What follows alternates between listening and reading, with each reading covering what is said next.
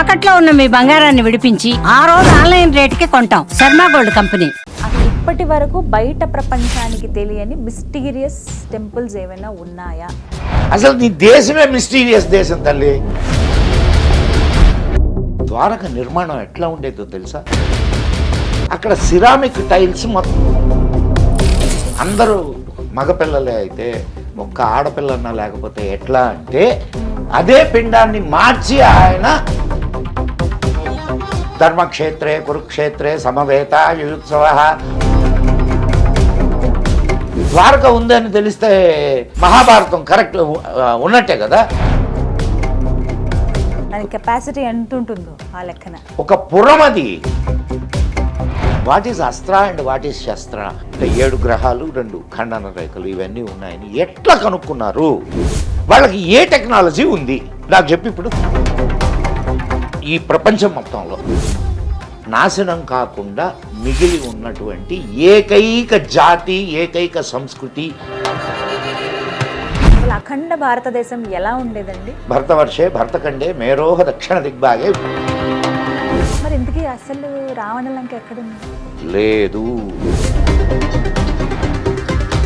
నమస్కారం, welcome to Suman TV. నేను గీతాంజలి. ఇవాళ నా ముందు ఓ ప్రత్యేక అతిథి ఉన్నారండి.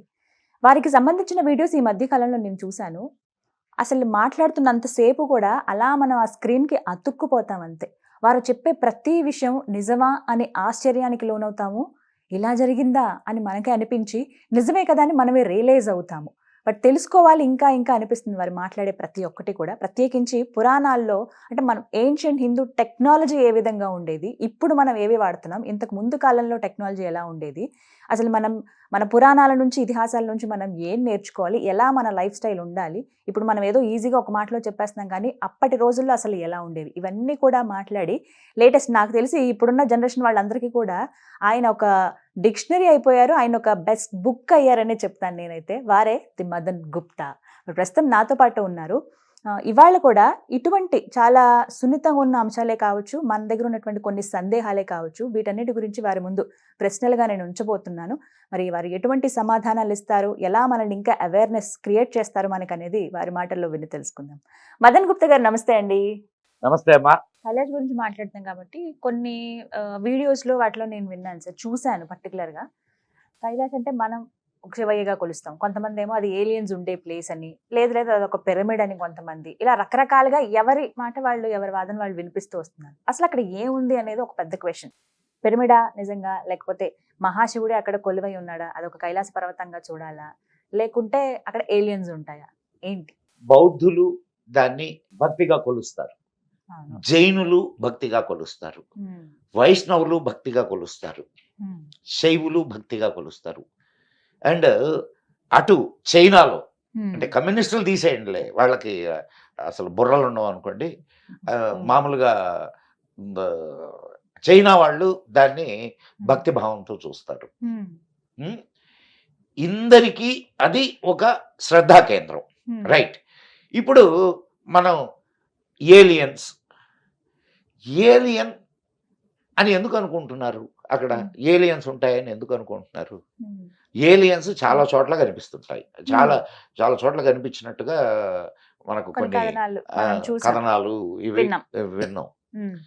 అక్కడ ఇప్పుడు స్వయంగా ఎక్కినటువంటి ఒక పర్వతారోహకుడు వాడిచ్చినటువంటి స్టేట్మెంట్ ఏంటి? ఇక్కడ వయస్సు పెరుగుతున్నది, తొందరగా ముసలితనం వచ్చేస్తుంది అని చెప్పి చెప్పాడు. అంటే ఏంటి? అక్కడ ఒక ఎనర్జీ ఉన్నది. ఆ ఎనర్జీ టైంని నీకు ఇచ్చేస్తున్నది. అర్థమవుతుందా నీకు?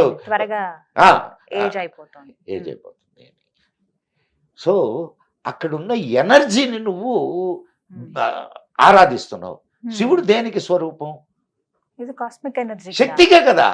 మరి ఇప్పుడు ఆ శక్తిని నువ్వు ఆ రూపంలో కొలుస్తున్నావు. నువ్వు దాన్ని ఒక శక్తి స్వరూపంగా తీసుకో.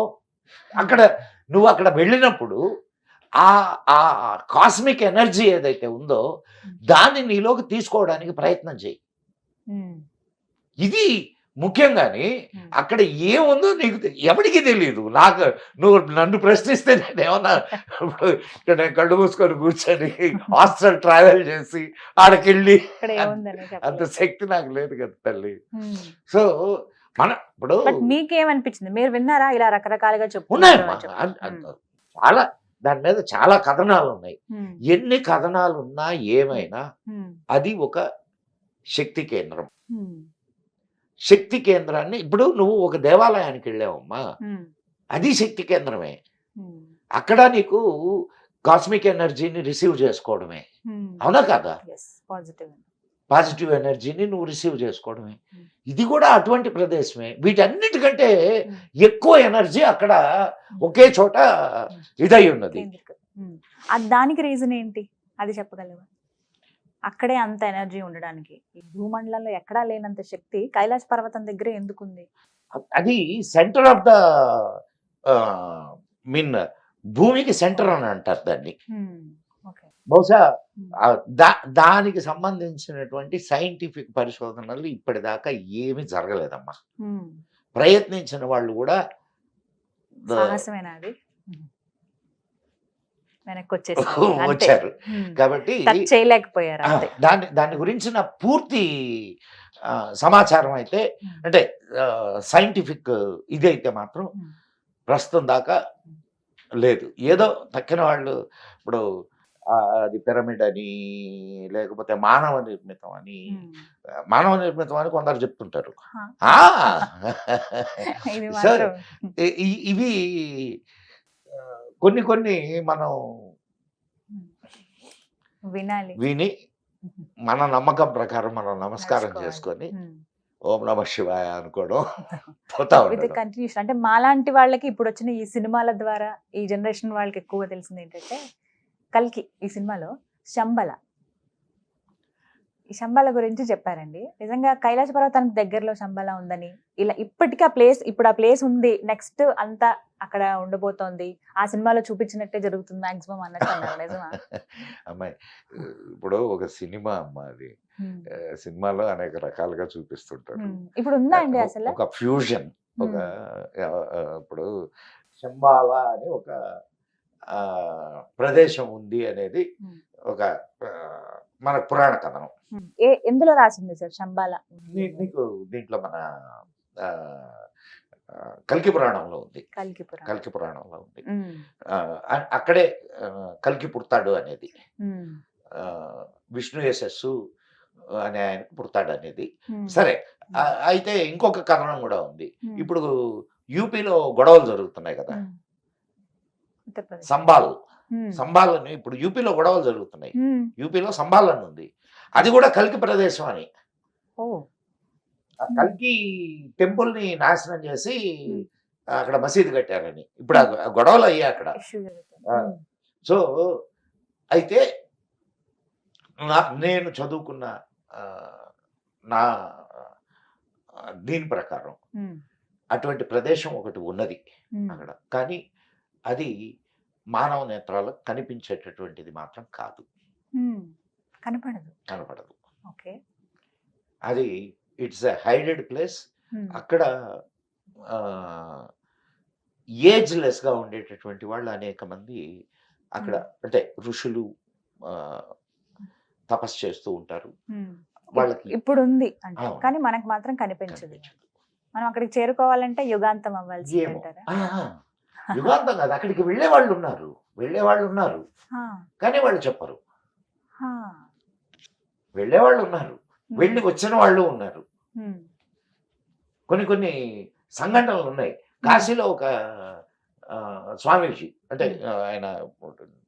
ఆయన అక్కడ ఒక టెక్నిక్ ని నేర్చుకొని వచ్చాడు. ఇది సూర్యశక్తిని నీకు మెటీరియల్ గా మార్చడం. ఆయన లైఫ్ లో అది నేర్చుకొని వచ్చాడు. అట్లా ఉన్నారు కొంతమంది. మేము వెళ్ళొచ్చామని చెప్తున్నారు, కానీ ఇప్పుడు నేను వెళ్ళొచ్చానమ్మా, నేను వెళ్ళొచ్చాను. మీరు అది చెప్తే మేము నమ్మాలి కదా అనేది ఒక పాయింట్ సార్. ఇప్పుడు ఇక్కడ హైదరాబాద్ లో ఉండే వాళ్ళు కూడా కొంతమంది చెప్తున్నారు, నేను అక్కడికి వెళ్ళొచ్చాను అని. ఓం నమ శివాయ. శంబాలా ఉంది. అయితే కలియుగం గురించి పాయింట్ వచ్చినప్పుడు అండి, మరికొద్ది రోజుల్లో లేదా మరి కొన్ని సంవత్సరాల్లో యుగాంతం అవుతుంది అంటే 12 నుంచి చూసుకుంటే 2012 ఇక మాక్సిమం అంతా అయిపోతుందని. ఆ అమ్మాయి, తర్వాత మళ్ళీ ఇప్పటికి నీకు అంటే నీ వయసు ఎంతో నాకు తెలియదు. ఆడపిల్లల వయసు అడగకూడదు అంటారు. అడగండి సార్. మగవాడి సంపాదన ఆడపిల్ల వయసు అడగకూడదు అంటారు. డాక్టర్ వేదవ్యాస అని ఉండేవారు, ఐఏఎస్ ఆఫీసర్. ఆయన రిటైర్డ్. ఆయన 2000కే ప్రపంచం అంతమైపోతుంది అన్నాడు. 2000 అయిపోయింది. తర్వాత మీకు జ్ఞాపకం ఉందో లేదో, నువ్వు అప్పటికి పుట్టేవో లేదో తెలియదు నాకు, స్కైలాబ్ పడుతుందని అని చెప్పి అంతమైపోతుంది అని ఓ కోళ్ళు కోసుకున్నారు, మందు తాగేవాళ్ళు మందు తాగారు, ఇంకా జల్సాలు చేసుకున్నారు, పోతారని గట్టిగా నమ్మారు. నేను ఈ మధ్య ఒక పేరు కూడా చూసా, స్కైలాబ్ రెడ్డి అని. ఇక్కడ మన రాజకీయ నాయకుడు ఒక ఆయన ఉన్నారు, స్కైలాబ్ రెడ్డి అని. బహుశా ఆ టైంలో పుట్టినవాడు కాబట్టి ఆయనకి ఏమన్నా ఆ పేరు పెట్టారేమో తెలియదు నాకు. సో అంతమైతే ఏది అంతం చెప్పు నాకు. పూర్తిగా ఇంకా అందులో మనుషులు ఎవరు ఉండరు, పూర్తిగా ఇప్పుడు అంతమైపోతుంది. నీకు ఒక చిన్న ఇది చెప్తాను. కృతయుగం పోయింది, ద్వాపరం వచ్చింది. ద్వాపర త్రేత కృత త్రేత ద్వాపర కలియుగం. కృతయుగం పోయింది, తర్వాత త్రేతాయుగం వచ్చింది. త్రేతాయుగంలో రాముడు, అవునా? ఆ తర్వాత మనుషులు ఉన్నారా లేదా? ఉన్నారు. అక్కడి నుంచి మహాభారతం జరిగింది, అదే మీన్ ద్వాపరం. ద్వాపరం తర్వాత మనుషులు ఉన్నారా లేదా? మనం ఉన్నాం కదా. సో కలియుగం తర్వాత మనుషులు ఉంటారని ఎందుకు అనుకుంటున్నావు? మరి యుగాంతం అంటే దేనికి? యుగాంతము అంటే ఒక పీరియడ్ అయిపోయి ఇంకొక పీరియడ్ వస్తుంది అంతే తప్ప ఏదో పెద్ద యుద్ధం జరిగి క్రాష్ అయిపోయి భూమి అంతా ఇప్పటికి చాలా జరిగినాయి. దాని గురించి అసలు ఆలోచన ఎందుకు? పోతే అందరం పోతాం, అవునా కదమ్మా? దాని గురించి భయపడాల్సిన ఇది ఆలోచించాల్సిన ఇది ఏం లేదు. యుగాంతము అంటే ఇప్పుడు యుగము అనేది ఒక పీరియడ్ అమ్మా, అవునా కదా? ఈ పీరియడ్ దాటి ఈ పీరియడ్ లోకి వస్తున్నారు. దానికి మొత్తం నాశనం అయిపోద్ది మొత్తం. ఫస్ట్ భయపడ్డం మానేయాలి. ఎందుకంటే నేను చూపించే సినిమాలు అవి కూడా అది ఏవైతే చూస్తున్నామో వాటిలో కూడా యుగాంతం అంటే అక్కడికి అది కంప్లీట్ గా స్మాష్ అయిపోతుంది. సినిమాలు చూసి నుంచి ఏది అండర్స్టాండింగ్ రాకుండా డిసైడ్ అయిపోద్ది. ఎందుకంటే ఓకే, ఇట్స్ ఒక మంచి దృశ్య మాధ్యమం, దాన్ని అంతవరకు తీసుకుందాం, హాయిగా ఎంజాయ్ చేద్దాం. 1-2 గంటలు సినిమా చూసినప్పుడు ఎంజాయ్ చేద్దాం. కానీ ఇట్లాంటి నోషన్స్ లోపలికి తీసుకోకండి. సినిమాల్లో నాకు తెలిసి చారిత్రకమైనటువంటి సినిమాలు నిజం కాదు. అవునా? మీరేమన్నా నార్మల్గా ఇలా సినిమాలు చూస్తారా సార్? చూస్తాను, ఎందుకు చూడడం? మనిషిని కదే. అలా కాదు, సినిమాలు నచ్చుతాయా మరి? సినిమాలు చూడడమే కాదు, సినిమా కథలు కూడా రాస్తాను. ఓ, ఎలాంటి కథలు రాస్తారు మీరు? జోలికి వెళ్ళలేదు. అవునా? మామూలుగా అలా మీకు నచ్చిన సినిమా ఏదన్నా ఉందా? అంటే ఏ టైప్ ఆఫ్ మూవీస్ మీరు ఇష్టపడతారు? అంటే ఇప్పుడు అమ్మాయి కల్కి కూడా నేను ఇష్టపడ్డానమ్మా. అవునా? వాడు చెప్పిన విధానం ఏదైతే ఉందో చాలా గొప్పగా చెప్పాడు. అత్తారింటికి దారేది అనేది ఒకటి వచ్చింది కదా, అది కూడా బాగుంది. ఇంకొకటి ఏంటి, అలవైకుంఠపురం, అది కూడా బాగుంది. త్రివిక్రమ్ గారి సినిమాలు ఇష్టం మీకు? అట్లా కూడా ఏం లేదు, నాకు తెలియదు వాళ్ళు దాన్ని ఎవరు తీశారో కూడా తెలియదు. మీరు చెప్పిన 2 సినిమాల డైరెక్టర్ ఆయన. అండ్ ఇంతకుముందు అద్భుతమైన మన బాపు గారు, మా గురువు గారు, బాపు గారి సినిమాలు నాకు చాలా ఇష్టం. అండ్ విశ్వనాథ్ గారి సినిమాలు చాలా ఇష్టం, చూస్తాను. నాకు సినిమా బాగుంటే ఎంజాయ్ చేస్తాను అంతే.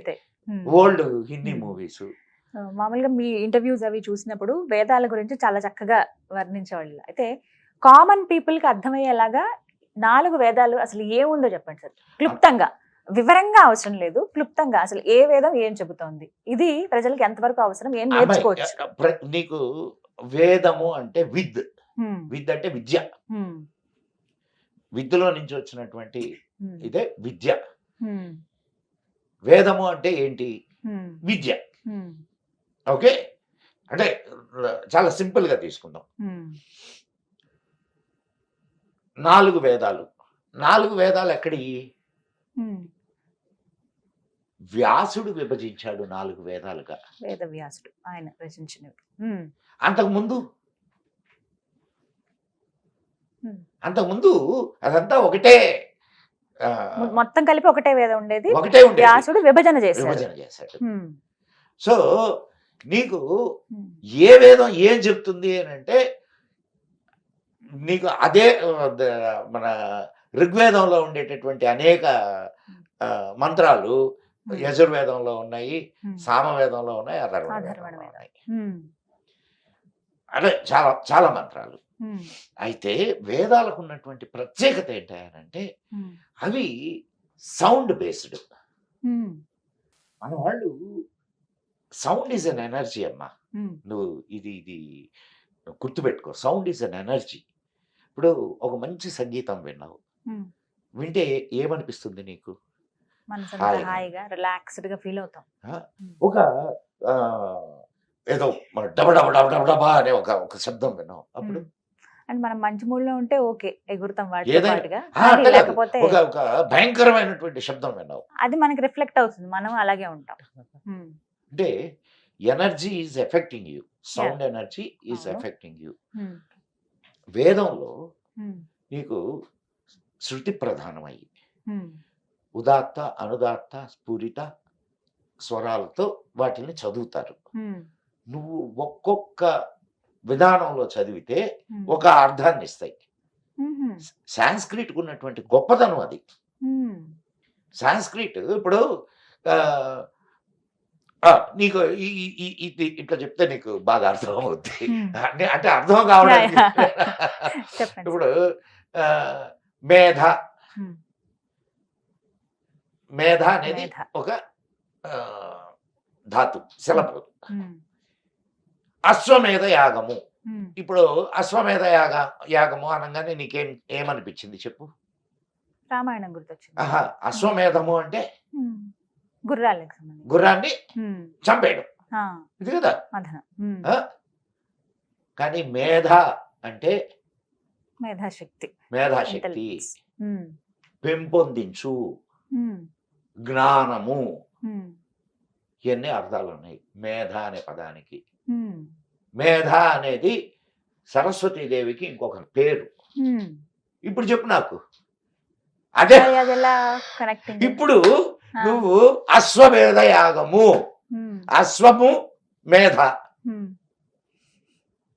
అశ్వము అంటే యాక్చువల్ గా అశ్వము రాజ్యానికి చిహ్నం.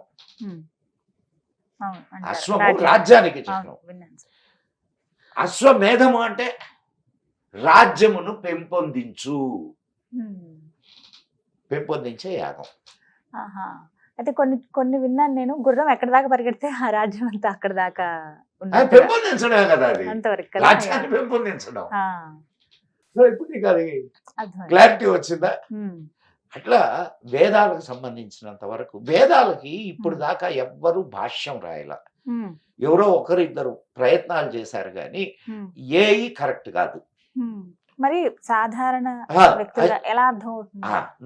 అది నువ్వు అధ్యయనం చేయాల్సిందే అది. ఇప్పుడు అందుకే నీకు కొంతమంది వాళ్ళ జీవితాన్ని దానికి ఇచ్చేసేస్తారు. ఒక్క వేదం చదవడానికి 7 సంవత్సరాలు పడుతుందమ్మా, ఒక్క వేదాన్ని అభ్యసించడానికి. ఎప్పుడైనా సరే వేదాన్ని నేర్చుకోవాలి అంటే దానికి ముందు షట్శాస్త్రాలు నేర్చుకోవాలి, తర్వాత వేదాన్ని నేర్చుకుంటారు. సో ఇవన్నీ అయ్యేసరికి ఒక 7 సంవత్సరాలు పట్టుద్ది, ఒక్కొక్కటి 7 సంవత్సరాలు. 7 ఏళ్ళు అన్నిటికన్నా కష్టం ఓన్లీ నేర్చుకోవడం వరకు. అంతే. ఇంకా నేర్చుకోవడం వేరు, అధ్యయనం చేయడం వేరు. అధ్యయనం అంటే ఇంక దాన్ని రీసెర్చ్ చేయడం మొదలెట్టాడు అనుకో, వాడి జీవితం చాలదు. సముద్రం అమ్మా ఇది. పెద్ద సబ్జెక్ట్ చాలా. ఒక ఒక ఒక నీకు ఆ, సూర్యుడికి సంబంధించి నీకు అంటే అంత మనం ఇక్కడ చెప్పుకునే అంత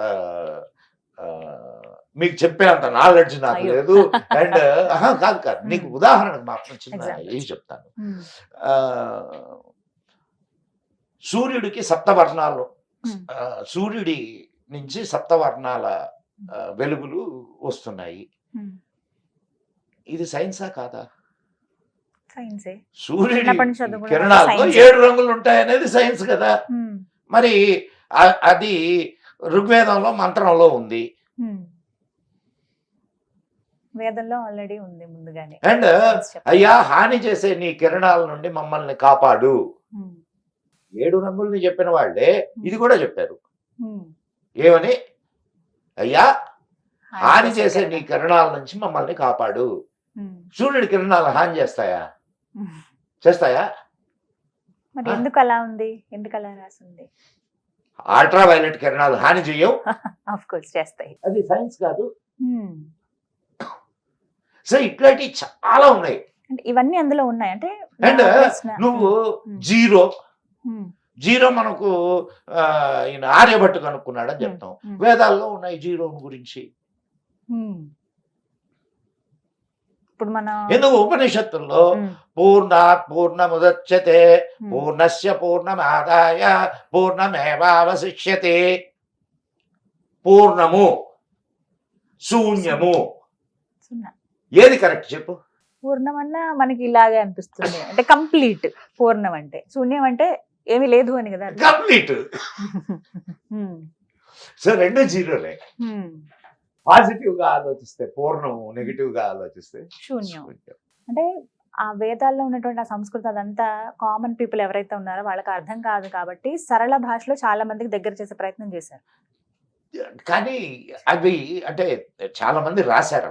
అంటే అవి ఎంతవరకు సక్సెస్? అదే ఎందుకు సక్సెస్ కాలేకపోతున్నారు? కారణం ఏంటంటే నీకు అధ్యయనం చేసి నీకు నువ్వు దాన్ని జీర్ణం చేసుకోగలిగినటువంటి ఇదే తప్ప, అది నువ్వు ఒక అర్థాన్ని చెప్తే దానికి ఇంకొక అర్థం కూడా ఉంటది. ఏ అర్థాన్ని తీసుకోవాలి? సో అందుకని వాటికి అర్థాల జోలికి పోవాల, అధ్యయనం జోలికి పోయారు.